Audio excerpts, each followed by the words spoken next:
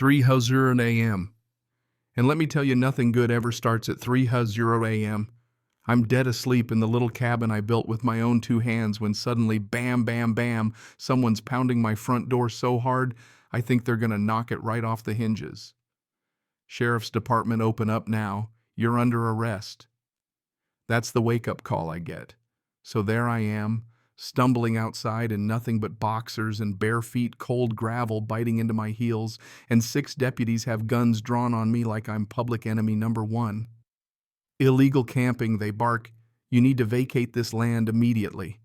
Which is funny since I've owned this patch of dirt legally for 3 years.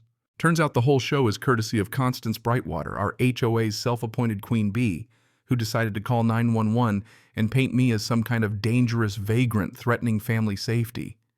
She's standing there in a blindingly pink bathrobe, arms folded, grinning like the cat that ate the canary.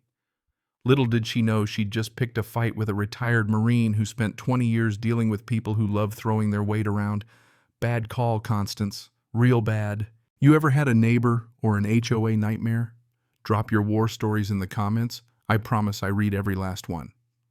But let me back up, tell you how I ended up here. 3 years ago, I retired from the Marines the same week my wife traded me in for her yoga instructor's positive vibes and a more flexible pension. Perfect timing, Linda. That's when I inherited 5 acres of North Carolina wilds from Grandpa Joe, the man who taught me that you don't always build things because you need them. Sometimes your hands just need the work and your soul needs the quiet. Pine Ridge Estates, it sounds fancy, right? Really, it's 47 homes scattered through pine woods where folks ran to escape HOA drama and then accidentally made even bigger HOA drama. The association started out back in '87, supposedly just to keep the roads passable and settle the occasional fence feud. What they got instead was Constance Brightwater. Picture a DMV supervisor with the attitude of a prison warden and a Judge Judy complex, 3 unopposed terms as president, because normal people don't want to waste their weekends arguing about mailbox colors. Grandpa's lot, 15 years older than their entire HOA kingdom. Grandfathered rights, baby. So when I built my cabin instead of some cookie-cutter suburban fortress, you better believe I researched every little thing: solar panels, composting toilet, well water cleaner than what half the city drinks.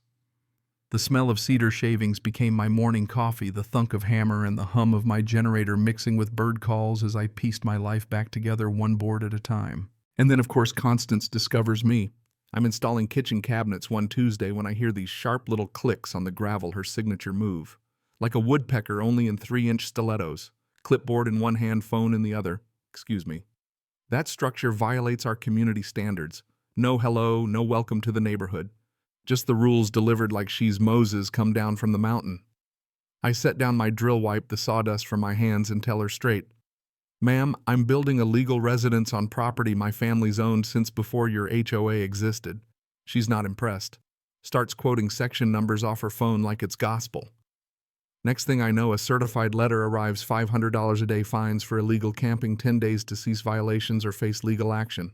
There I am reading this mess on my porch, sipping coffee that tastes just like Grandpa's well water. When it hits me. Military Logistics 101, there's always someone who thinks they can twist the rules to their own agenda. But the trick is knowing which fights to walk away from and which ones to obliterate. A quick call to the courthouse and boom, turns out Constance never bothered to check my property's legal status. Not only is my land grandfathered, it's got special provisions in the original development agreement that she's too lazy or too arrogant to read. And here's the kicker, she's been pulling this scam for years. The Hendersons had to move after she called their tomato patch commercial farming. Mike Torino can't rent out his place because she's always finding new safety violations. This isn't about property values. It's about a little tyrant who peaked making people wait in line for driver's licenses and now needs a bigger audience. So I dig in. She wants a fight. She's got one. Monday morning, county code enforcement shows up, anonymous complaint about unpermitted construction. Derek Mullins looks like he'd rather be cleaning septic tanks than standing in my driveway reading off a list of supposed violations. I walk him through everything licensed electricians did, the solar composting toilet certified by the state, well water tested quarterly. Derek starts realizing the place isn't the death trap someone described. Then his phone rings and I hear her vanilla perfume and her voice floating through the mountain air. "Community safety," she says. Derek comes back trying his best drill sergeant routine. Full inspection required within 30 days. Good thing Grandpa always said, when government knocks, watch what they're really looking for. After Derek leaves, I pull the county complaint file. 3 pages of wild accusations, photos of my property taken not from the road but from inside my tree line. She's been trespassing, playing amateur spy. So I set up trail cameras.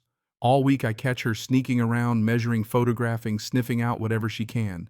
It's equal parts infuriating and pathetic, the whole place stinking of autumn leaves and her $8 per ounce perfume. A pattern emerges. She's targeted 6 owners in 18 months, always the same playbook: anonymous complaint code, enforcement expensive compliance demands, and eventually people fold. But my neighbor Sarah, a retired accountant with eyes like a hawk, slips me a flash drive. Her Ring camera shows Constance measuring my fence in the dead of night. Turns out she's digging through old records, trying to prove my land isn't really grandfathered, looking for a gap in utility bills, anything to void my exemption. Then comes the Community Safety Committee parade. Derek, a new inspector, 3 hand-picked volunteers. Constance is out there directing traffic, snapping photos, writing down violations, making it all look official. But she tips her hand, shows me what she's really after. She wants to prove I never had legal rights to be here at all. That's when I start planning real countermeasures. I call in a favor, Steve Martinez, old buddy from the Marines who now works in municipal planning. He tells me straight county health codes can't override state environmental permits. I file complaints, organize evidence, and start pulling at every loose thread. Mike Torino brings the twist of the century, a recording of Constance offering to help expedite his rental permit if he'll support her health emergency story about my property. It's textbook bribery. She's telling neighbors I'm under federal investigation, scaring elderly folks about contaminated wells, hoping to spook me into leaving. But here's where karma rolls in. Filing false environmental reports is a federal crime. I put everything together: paper trails, video of her sneaking through my yard, Mike's recording Sarah's accounting, send it straight to the state environmental office. For the first time, Constance is on the defensive. She fights back. Online posts in some community safety Facebook group, calls me a dangerous squatter. My circular saw becomes an assault weapon in her fever dream posts. Next day, she leads a clipboarded patrol along my property, tries to nail me on noise violations. Even the sheriff's deputy Martinez starts to look exhausted. Between us, he says that's 47 complaints in 6 months, all from her. Textbook harassment. The next bomb drops. Mike brings a recording of her offering cash for false testimony. Say he threatened you. Say you saw him doing suspicious stuff at night. She's not just harassing me, she's building a case to frame me for federal crimes. Suddenly, it's not about a cabin or code violations, it's about my life. I strike back. File every bit of evidence: bribery, trespassing, defamation, embezzlement, like a military briefing, all while infiltrating her Facebook group under a fake name. The digital paper trail is gold: scheduled posts, coordinated outrage, sock puppet accounts pretending to be neighbors. Then the real twist. While digging through Grandpa's old papers, I find a document, his original agreement with the Pine Ridge developers. Turns out he donated $50,000 to infrastructure, and in return was granted permanent advisory status, including veto power over any HOA land sales. Better yet, he's got first refusal on any sale of the community forest preserve. Suddenly I realize why Constance has been so desperate. Timber Max Corp. Filed paperwork months ago to log the preserve, $180,000 payday, if not for Grandpa's veto power. Sarah's forensic accounting skills reveal more: $23,000 in consulting fees paid straight to CB Property Management, Constance's own shell company, while she lets roads crumble and plots to sell the land. I quietly rally the neighbors, gather evidence, and bring the county code inspector Derek into the light. Turns out he was just as duped as the rest of us. Phase 3. I contact the Land Conservation Trust, protect the forest, cut off her logging scheme, and save the water supply. Meanwhile, my trail cameras catch Constance meeting with loggers at night, marking trees. But then comes her biggest blunder, vandalizing my solar panels and trying to blame me for insurance fraud. My cameras catch every second, and when the sheriff sees the footage, he's got all he needs. Mike brings another recording, Constance offering $1,000 for him to lie about me burying chemical bags at midnight. She wants federal drug charges now. It's gone from ugly to downright criminal. The neighborhood finally wakes up. Sarah calls a meeting 45 residents, the whole community. People share their own stories, fake permit fees, phony demographic standards used to discriminate, threats, bribes. The crowd is furious and, for once, united. The grand finale, Constance calls in a fake emergency, claims I threatened her with military-style assault. The sheriff's department rolls in with sirens and TV cameras, hoping to catch a show. Instead, they get a front-row seat to her undoing, evidence folders, security footage, bribery recordings, financial documents, all of it on display. TV cameras catch her meltdown. Residents pile on Mrs. Patterson, Mike, Sarah, Harold Smith, who served in Korea, each with a story of how Constance conned, threatened, or stole from them. She's arrested on the spot. Embezzlement, fraud, filing false police reports, conspiracy, and more. The community votes unanimously for a conservation easement for transparent HOA governance and for the end of her rule. Property values rise not by exclusion, but by preserving what makes the place special. 6 months later, the forest is safe. The roads are fixed, and the HOA is run like a real democracy. The new treasurer, Sarah, has accounting skills the FBI would envy. Mike's recreation committee brings in revenue without wrecking the woods.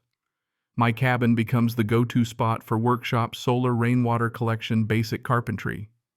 We start a scholarship for local students. Maria Rodriguez is the first recipient. And what's left for me?